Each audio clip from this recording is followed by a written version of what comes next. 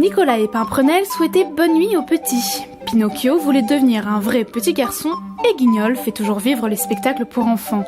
Toutes ces marionnettes se sont installées dans les 400 mètres carrés de salle d'exposition de l'hôtel de ville de la Selle-Saint-Cloud. Premier acte, elles vous racontent leur histoire. La marionnette, finalement, probablement a dû naître un jour dans une caverne, lorsqu'un petit enfant a pris un bâton et un petit caillou et qu'il les a mis en rapport et qu'il les a fait parler. De sorte qu'on peut dire que c'est le premier art qui avait vu le jour, bien avant la sculpture, bien avant le théâtre, bien avant la peinture. La marionnette a ouvert la voie, en particulier du courant dramatique. Passionné de la marionnette, Marc-André est une véritable encyclopédie de l'art du Castellet. De la première, la marionnette à tringle, à la marionnette à gaine, il expose une bonne partie de sa collection.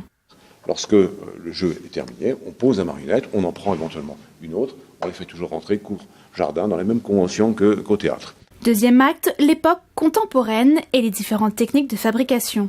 Du bois au polystyrène, Nadine Delannoy s'est formée auprès des plus grands artisans pour apprendre tous leurs secrets, un hobby dont elle fait son métier après un licenciement économique. Quand mes ex-collègues m'ont vu commencer à fabriquer des marionnettes, ils se sont dit c'est une lubie. 15 ans après, vous voyez que pas du tout, ça occupe l'intégralité de mes journées. Aujourd'hui, mon travail est reconnu. Elle dédie l'exposition à Vladimir Sakharov, inventeur de la marionnette à poignée récemment décédé, qui lui avait enseigné toutes les précisions de son travail. De plasticienne, elle a même cédé à la tentation de marionnettiste et fait vivre l'une de ses créations, Madame Lulu.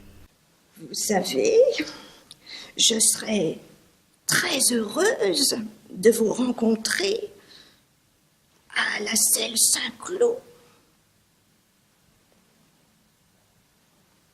Venez me voir. Les 200 marionnettes sont présentes jusqu'au 14 avril. Nadine Delannoy et Marc-André partageront leur passion lors de visites animées les dimanches 31 mars et le 14 avril. Passez un excellent week-end et à très bientôt. Au revoir.